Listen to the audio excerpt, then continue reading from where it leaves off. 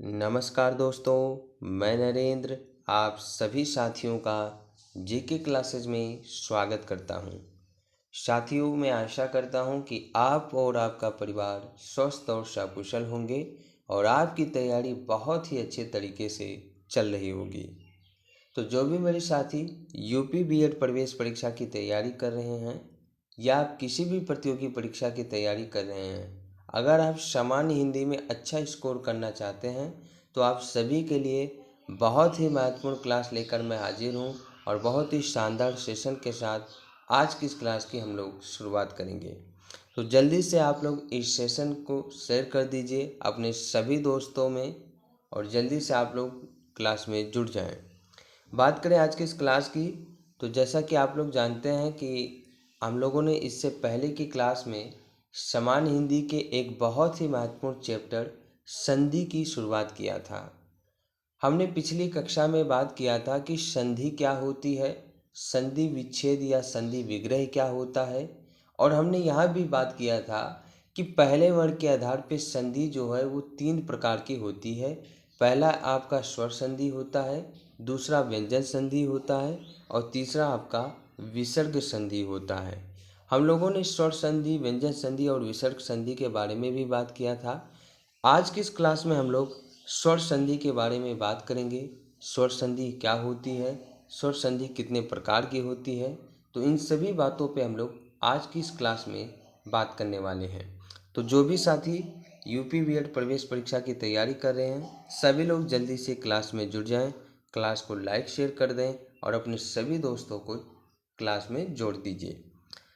जो भी साथी चैनल पर नए आते हैं, सबसे पहले आप चैनल को भी सब्सक्राइब कर लीजिए, बेल आइकन को प्रेस कर दीजिए तथा ऑल पर क्लिक कर दीजिए ताकि जो भी लेटेस्ट नोटिफिकेशन या अपडेट हो वो आपको समय के अनुसार मिलता रहे। इसके अलावा आप हमारे टेलीग्राम चैनल को ज्वाइन कर सकते हैं। टेलीग्राम चैनल के माध्यम से आपको सभी क्लासों की पीडीएफ फाइल, नोट्स ये सब आपको प्रोवाइड करवाया जाएगा। क्लास अगर आपको पसंद आए लाइक कर दीजिए, शेयर कर दीजिए, कमेंट बॉक्स में कमेंट करके ज़रूर बताइएगा कि क्लास आपको कैसा लगा। तो चलिए आज की इस क्लास की शुरुआत करते हैं। तो अभी तक हम लोगों ने संधि क्या होती है इस पे बात कर लिया था। इसके अलावा हमने संधि विच्छेद या संधि विग्रह के बारे में बात किया था। हमने बात किया था कि संधि के प्रकार कितने होते हैं। तो पहले वर्ण के आधार पे यह 3 प्रकार का होता है, स्वर संधि, व्यंजन संधि और विसर्ग संधि। ठीक है। और हमने स्वर संधि, व्यंजन संधि, विसर्ग संधि के बारे में थोड़ा थोड़ा कुछ मुख्य बातें भी हम लोगों ने पिछली कक्षा में बात किया था। आज की इस क्लास में हम लोग केवल और केवल स्वर संधि को पढ़ेंगे, स्वर संधि के बारे में जानेंगे। ठीक है। तो चलिए बात करते हैं कि स्वर संधि क्या होती है। देखिए, आप लोग जानते हैं कि हिंदी वर्णमाला में वर्णों को 2 आधार पे बांटा गया है, स्वर और वर्ण के आधार पे। तो स्वर संधि जो है इसमें स्वरों का मेल होता है, यानी स्वर आपस में जुड़ते हैं और एक नए शब्द का निर्माण करते हैं। ठीक है। तो जब, यानी आप कह सकते हैं कि जब 2 स्वरों के मेल से होने वाले परिवर्तन या विकार को स्वर संधि कहते हैं। समझ में आई मेरी बात? जब 2 स्वरों का मेल होता है तो उनके मेल से, मेल यानी जुड़ना, जब 2 स्वरों का आपस में जुड़ना होता है तो उनके जुड़ने से जो विकार उत्पन्न होता है, जो परिवर्तन होता है, उसी को हम लोग स्वर संधि कहते हैं। जैसे बहुत ही अच्छा उदाहरण है विद्या धन आलय। विद्या धन आलय, देखिए विद्या धन आलय, विद्या की बात करें, विद्या धन आलय, तो विद्या की बात करें तो यहाँ पे देखिए आप आ जो स्वर है ना, तो विद्या में देखिए आप यहाँ पे आ स्वर है। इस आ स्वर का आलय, आलय में भी यहाँ पे देखिए आ स्वर है। ठीक है। यहाँ पे भी आपका आलय में भी आ स्वर है। तो विद्या में आ स्वर है, आलय में भी आ स्वर है। तो इन दोनों आ स्वरों का आपस में क्या होता है, मेल होता है, जुड़ते हैं आपस में, और जुड़ने के बाद में जो नया शब्द बनता है उसमें भी आपको आ की ही मात्रा मिलेगी, आ का ही स्वर मिलेगा। तो जब नया शब्द बनता है वो हो जाता है विद्यालय। क्या हो जाता है? विद्यालय।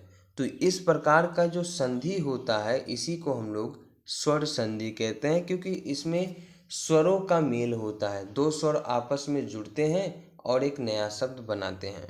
ठीक है। अब देखिए इसमें दो स्वरों का मेल हुआ है। हमने अभी देखा कि इसमें दो स्वरों का मेल हुआ है, एक आ का विद्या में आ वाला और आले का आ, इन दोनों का क्या हुआ है? मेल हुआ है। तो मेल हुआ, ठीक है।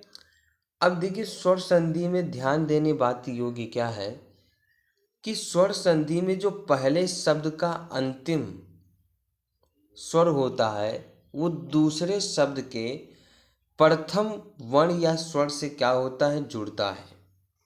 हमेशा याद रखिएगा कि जब भी संधि होगी तो संधि का जो पहला शब्द होगा उसका अंतिम वर्ण या फिर स्वर दूसरे शब्द के प्रथम वर्ण या स्वर से जुड़ेगा, मेल करेगा और एक संधि करेगा और एक नए शब्द का निर्माण करेगा।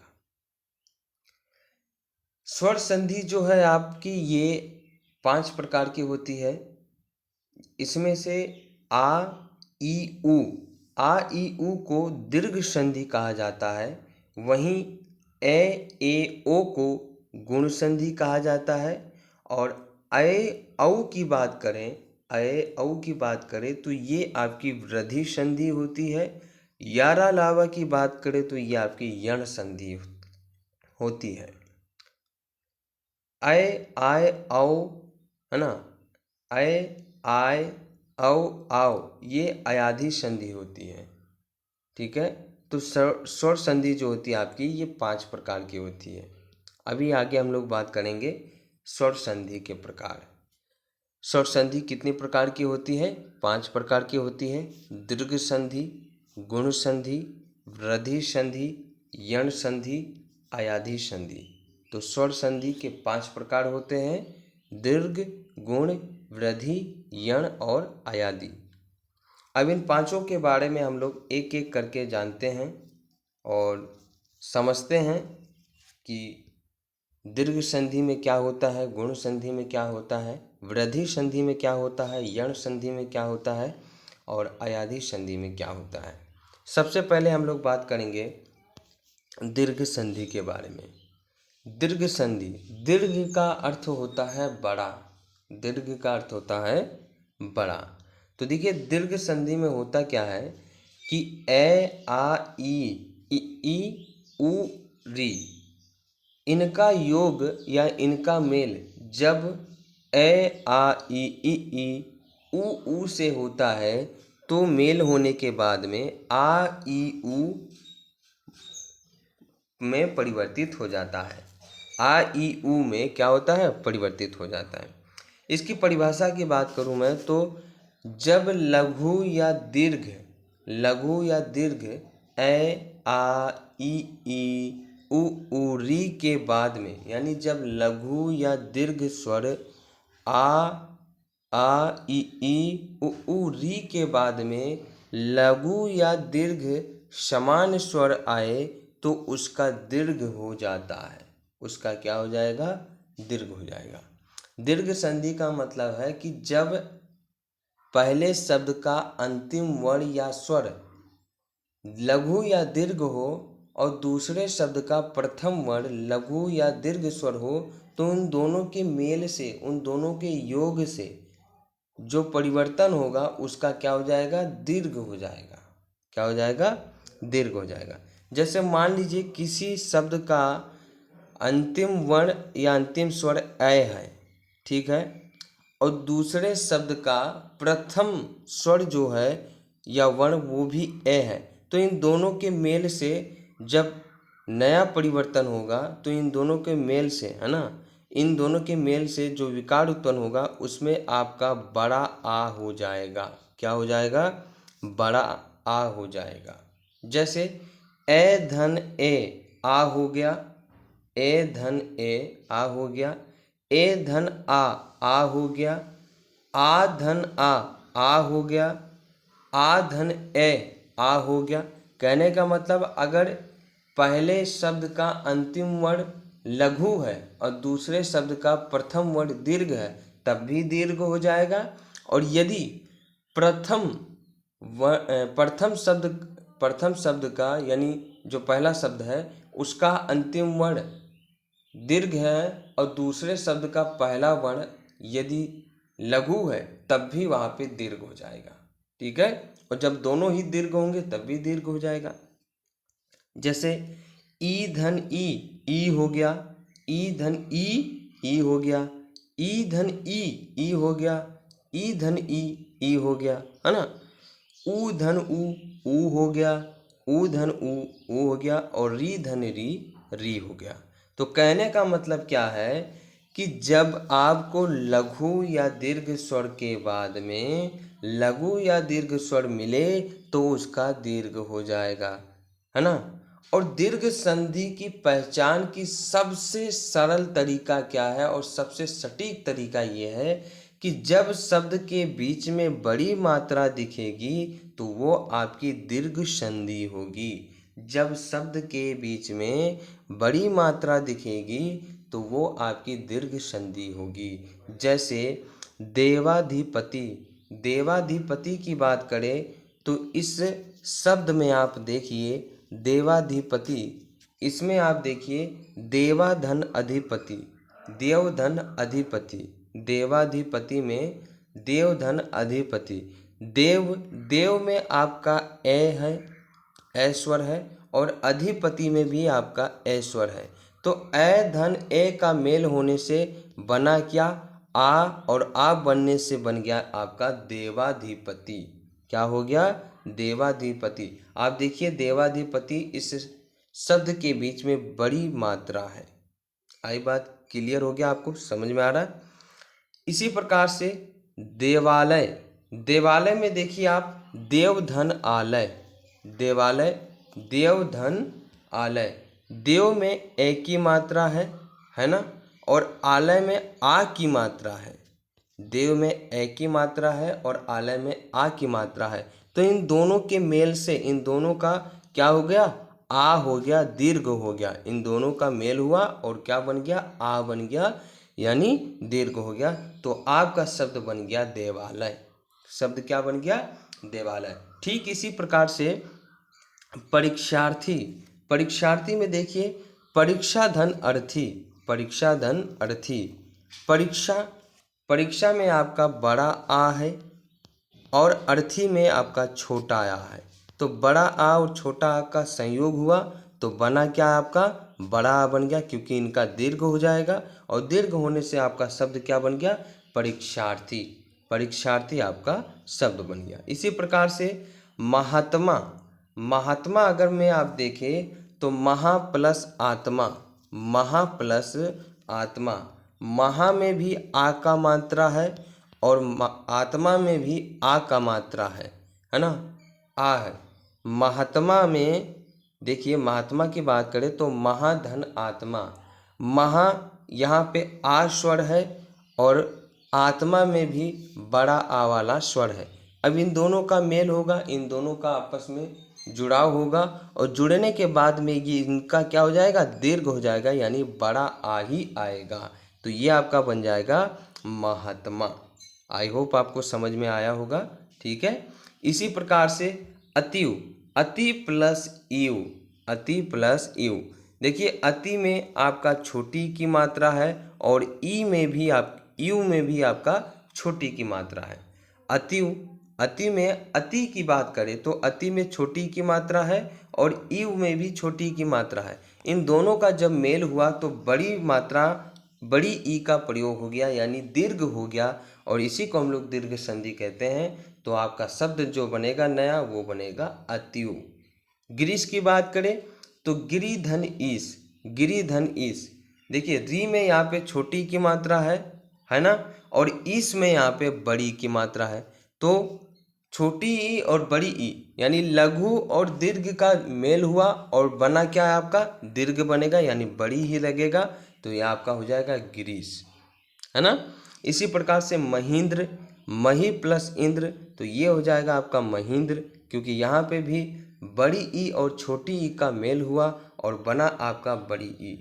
रजनीश, रजनीश में भी देखिए रजनी, रजनी में नी में आपकी बड़ी की मात्रा है और ईस में भी बड़ी की मात्रा है, तो दोनों तरफ आपका दीर्घ है और इन दोनों दीर्घ का जब मेल हुआ तो आपका बना क्या, दीर्घ ही बनेगा, यानी बड़ी ई की मात्रा लगेगी और आपका शब्द बनेगा रजनीश। भानु प्लस उदय, भानुदय। यहाँ पे भानु की बात करें तो भानु में छोटा ऊ की मात्रा है और उदय में भी छोटा ऊ की मात्रा है, यानी दोनों तरफ आपका लघु स्वर है। अब इन दोनों लघु स्वरों का मेल होगा और मेल होने से दीर्घ स्वर बन जाएगा, तो आपका नया शब्द बनेगा भानुदय। मंजूषा में भी मंजू धन ऊषा, मंजू में छोटा ऊ की मात्रा है यानी छोटा ऊ है और ऊषा में बड़ा ऊ की मात्रा है यानी बड़ा ऊ है। तो लघु और दीर्घ, एक तरफ लघु है और एक तरफ दीर्घ है, इनका मेल हुआ और मेल होने से इनका बड़ा दीर्घ हो जाएगा यानी इनका दीर्घ हो जाएगा, तो दीर्घ होने से आपका बन जाएगा मंजूषा। वधु उत्सव, वधु धन उत्सव, यहाँ पे भी देखें आप तो बड़ा ऊ है और उस तरफ आपका छोटा ऊ है, यानी दीर्घ प्लस लघु तो बना क्या आपका दीर्घ और वधु उत्सव आपका शब्द बन जाएगा। भूष्मा, भू प्लस ऊर्जा है ना, तो ये भी आपका भूष्मा हो गया। पितृण, पितृ धन ऋण, पितृण, यहाँ पे आप देखें तो री है और उधर भी री है, तो री री का संयोग हुआ और संयोग होने से बड़ा री बन गया और ये आपका हो गया पितृण। तो ये आपका दीर्घ संधि है और दीर्घ संधि की मैंने आपको पहचान बता दिया कि शब्द के बीच में आपको बड़ी ई की मात्रा बड़ी मात्रा नजर आएगी। शब्द के बीच में आपको बड़ी मात्रा नजर आएगी तो आप समझ जाइएगा कि यहाँ पर दीर्घ संधि है, क्योंकि दीर्घ संधि में होता क्या है कि लघु या दीर्घ स्वर के बाद में यदि लघु या दीर्घ स्वर आए तो उसका दीर्घ हो जाता है। ठीक है, आई बात समझ में? चलिए अब हम लोग बात करते हैं गुण संधि के बारे में।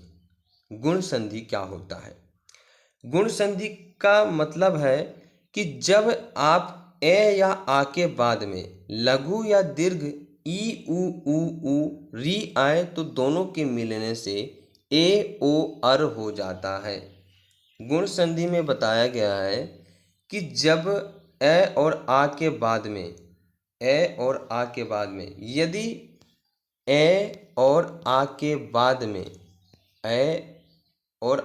बाद में लघु या दीर्घ स्वर ई उ और री ये आए तो इन दोनों का जब मेल होता है तो इनके मिलने से ए ओ और अर हो जाता है। ए ओ और अर हो जाता है। जैसे ए धन ई के मिलने से ए हो गया, ए धन ई के मिलने से भी ए हो गया, आ धन ई के मिलने से ए हो गया, आ धन ई के मिलने से भी ए हो गया। तो जब ए और आ के बाद में ई आएगा तो इसके मिलने से ए हो जाएगा और जब ए और आ के बाद में ऊ आएगा तो इसके मिलने से ओ हो जाएगा और ए और आ के बाद में अगर री आता है तो उसका अर हो जाएगा। ठीक है, गुण संधि की पहचान क्या है कि शब्द के बीच में आपको ए ओ की मात्रा या अंत में री की मात्रा नजर आएगी। शब्द के बीच में ए ओ की मात्रा आए या अंत में री की मात्रा आए तो वहाँ पे गुण संधि होगा। जैसे देवेंद्र, देवेंद्र में आप देखिए शब्द के बीच में आपको ए की मात्रा नजर आ रही है। ठीक है, यह अंत में आपको री की मात्रा नजर आए तो देखिए देवेंद्र, देव धन इंद्र, यहाँ पे देव का ए और इंद्र का ई, इन दोनों का संयोग हुआ और इनके मेल से ए बन गया तो आपका शब्द बन गया देवेंद्र। ठीक इसी प्रकार से नरेंद्र, जो कि मेरा नाम है नरेंद्र, नर प्लस इंद्र, नर में आप देखिए ए है, ए की ऐश्वर है और ए के बाद में देखिए इंद्र आया है तो छोटी ई है तो ए धन ई का क्या हो जाएगा, ए हो जाएगा और जो शब्द बनेगा उसका ए हो जाएगा तो शब्द बनेगा नरेंद्र। नर धन इंद्र नरेंद्र, देव धन इंद्र देवेंद्र। आगे बात करें इसी प्रकार से नर धन ईश नरेश हो जाएगा और सोमेश में आपका सोम धन ईश सोमेश हो जाएगा, क्योंकि यहाँ पे हुआ क्या है कि ए के बाद में ई आया है और हमने अभी बात किया कि ए के बाद में बड़ी ई या छोटी ई आएगा तो उसका ए हो जाएगा। क्या हो जाएगा? उसका ए हो जाएगा। रमेंद्र में भी देखिए आप रमा प्लस इंद्र रमेंद्र, महेश में देखिए महा प्लस ईश महेश। क्यों हुआ क्या यहाँ पे हुआ ये है कि ए और आ के बाद में क्या आया है? ई या ई आया है। ठीक है। इसी प्रकार से परोपकार की बात करें तो देखिए परोपकार पर प्लस उपकार, परोपकार पर प्लस उपकार। पर में देखिए ए है, पर जो है यहाँ पे आपका ए है, ए स्वर है। और उपकार की बात करें तो उपकार में आप देखिए ऊ है, उपकार में ऊ है तो ए और ऊ का मेल होगा और ए और ऊ का मेल होने से बनेगा क्या? ओ बनेगा। तो आपका शब्द जो बनेगा वो बनेगा परोपकार। क्या शब्द बनेगा? परोपकार। इसी प्रकार से सूर्य धन ऊर्जा, सूर्य धन ऊर्जा। सूर्य में आप देखिए ए है, सूर्य में क्या है? ए है। और ऊर्जा में क्या है? बड़ा ऊ है। तो ए और बड़ा ऊ का क्या होगा? मेल होगा और मेल होने से बनेगा ओ। तो ये आपका जो शब्द बनेगा ये हो जाएगा सूर्योर्जा, सूर्योर्जा। ठीक है। सूर्योर्जा नया शब्द आपका बनेगा। इसी के जैसे आप इसको भी समझ सकते हैं महोत्सव। महोत्सव में देखिए महो धन उत्सव और महो में आपका क्या है? महो नहीं होगा, महा होगा। ठीक है। महाधन उत्सव, महा में आपका देखिए बड़ा आ है। ठीक है। महाधन उत्सव तो बड़ा आ हो गया और उत्सव में देखिए छोटा ऊ है तो बड़ा आ और छोटा ऊ का मेल होगा, बनेगा क्या? ओ। तो आपका नया शब्द जो बनेगा उसमें ओ की मात्रा हो जाएगी और ये बन जाएगा महोत्सव। इसी प्रकार से दयोर्मी, दयोर्मी। देवर्षि की बात करें तो देखिए देवर्षि, देव में क्या है? ए की मात्रा है और ऋषि में री की मात्रा है। देव में ए की मात्रा है यानी ए है, देव में ए है और ऋषि में री है। तो मैंने आपको बताया कि जब ए के बाद में री आता है तो उसका अर हो जाता है और अर होने से आपका बनेगा देवर्षि। क्या बनेगा? देवर्षि। इसी प्रकार से महर्षि। ठीक है। आई बात समझ में? तो ये हो गया आपका गुण संधि। गुण संधि में होता क्या है? गुण संधि में ए और आ के बाद में यदि लघु या दीर्घ स्वर आए तो उसका ए ओ अर हो जाता है। लघु और दीर्घ कौन कौन से? ई उ और री आए, यानी आ के ए और आ के बाद में यदि ई उ री आता है तो उसका ए ओ अर हो जाएगा। उसका क्या हो जाएगा? ए ओ अर हो जाएगा। ठीक है। तो इसे हम लोग गुण संधि कहते हैं। गुण संधि की पहचान क्या है? कि शब्द के बीच में आपको ए ओ की मात्रा या अंत में री की मात्रा नजर आएगी। शब्द के बीच में आपको ए ओ की मात्रा नजर आए या शब्द के अंत में री की मात्रा नजर आए तो वहाँ पे आपका गुण संधि होगा। क्लियर है? आई होप आपको समझ में आ गया होगा, है ना? तो साथियों इस क्लास में बस इतना ही, क्योंकि क्लास बहुत लंबी हो जाएगी और आप लंबी क्लास को पूरा नहीं देखते हैं। इस वजह से हम लोग इस क्लास को यहीं समाप्त करते हैं और अगली क्लास में हम लोग बात करेंगे वृद्धि संधि क्या होती है, यण संधि क्या होती है और अयाधि संधि क्या होती है। तो अगली क्लास में हम लोग स्वर संधि को समाप्त कर देंगे। तब तक के लिए आप लोग अपना ख्याल रखिए और क्लास अगर आपको पसंद आई हो तो क्लास को लाइक करें, अपने सभी दोस्तों में शेयर करें और चैनल को सब्सक्राइब करें। तो मिलते हैं फिर अगली क्लास में। तब तक के लिए आप सभी साथियों का बहुत बहुत धन्यवाद। Thank you, thanks for watching. जय हिंद, जय भारत।